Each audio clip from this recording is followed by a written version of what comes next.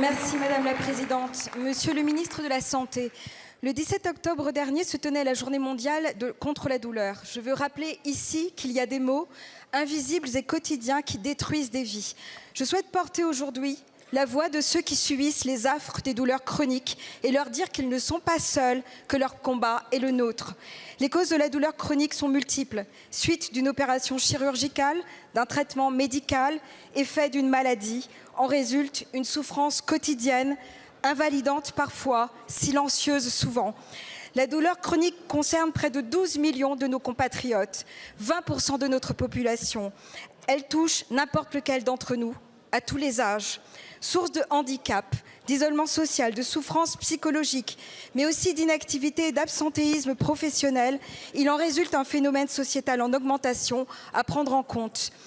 La loi du 4 mars 2002 relative aux droits des malades et à la qualité du système de santé reconnaît la prise en charge et le soulagement de la douleur comme des droits fondamentaux du patient.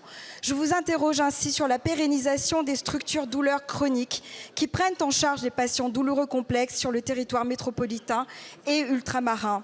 Ce dispositif unique en Europe, constitue un maillon essentiel du parcours de soins et participe à la diminution de l'errance diagnostique et thérapeutique.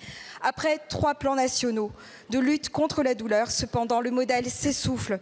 La couverture territoriale est hétérogène et fragile, les nombreux départs à la retraite non remplacés, l'offre actuelle couvre seulement 1,4% des patients, elle ne couvre pas les besoins des patients douloureux les plus complexes. Les sociétés savantes sont dans l'attente de la publication par la HAS des recommandations relatives au parcours des soins du patient douloureux. Elles appellent à plusieurs mesures pour pérenniser et démultiplier ce modèle de prise en charge. Monsieur le ministre, quelle est donc la feuille de route du gouvernement pour pérenniser ces structures et assurer un accès effectif à une prise en charge de qualité des patients douloureux dans notre pays? Je vous remercie. Merci beaucoup. La parole est à Monsieur François Braun, ministre de la Santé et de la Prévention. Madame la Présidente, Mesdames et Messieurs les députés, Madame la députée Maud Petit, vous avez raison de souligner l'importance de ce phénomène de la douleur chronique. Trop de nos concitoyens souffrent. On évalue à 12 millions, effectivement, et ce sont les spécialistes de la douleur qui le disent, d'une douleur chronique avec un traitement qui est insuffisamment adapté. Trop peu sont pris au sein des centres de prise en charge de la douleur chronique. Pourtant, 242 centres existent sur le territoire national aujourd'hui.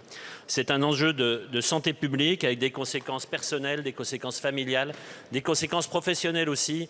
Et s'il y a un exemple qui nous montre bien cette problématique de douleur chronique tout au long de la vie, c'est bien la drépanocytose, mais je pense que nous aurons l'occasion peut-être demain d'en reparler dans le cadre des politiques de prévention.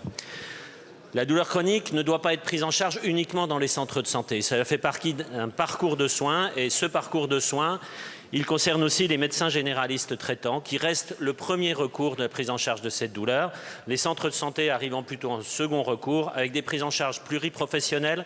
Et d'ailleurs, je dois souligner ici l'engagement de ces professionnels, mais aussi la mise en place d'études très spécifiques sur des techniques pas forcément médicamenteuses de prise en charge de la douleur et qui sont particulièrement efficaces. Je pense par exemple ici aux techniques d'hypnose médicale. Sur ce parcours, nous avons saisi la Haute Autorité de Santé en novembre 2022 et j'attends ses conclusions sur le parcours tout début 2023. Parallèlement, nous relançons la labellisation qui doit avoir lieu tous les 3 ans pour ces centres et fin de cette année, nous aurons les chiffres de labellisation avec une volonté d'intégrer beaucoup plus la médecine de ville et ses centres spécialités. Vous l'avez dit, nous avons un maillage qui est exceptionnel en Europe. En plus de ces 242 centres, il y a 30 centres avancés pour aller au plus près de nos concitoyens qui sont loin éventuellement de ces villes. Pour le renforcer, 2 points, un appel à manifestation d'intérêt sur des protocoles de coopération entre infirmiers et médecins sous la supervision médicale qui est lancée. Et puis la mise en place, à partir de l'année prochaine, de postes d'assistants spécialistes de la douleur, 20 postes par an. Merci beaucoup, Monsieur le ministre.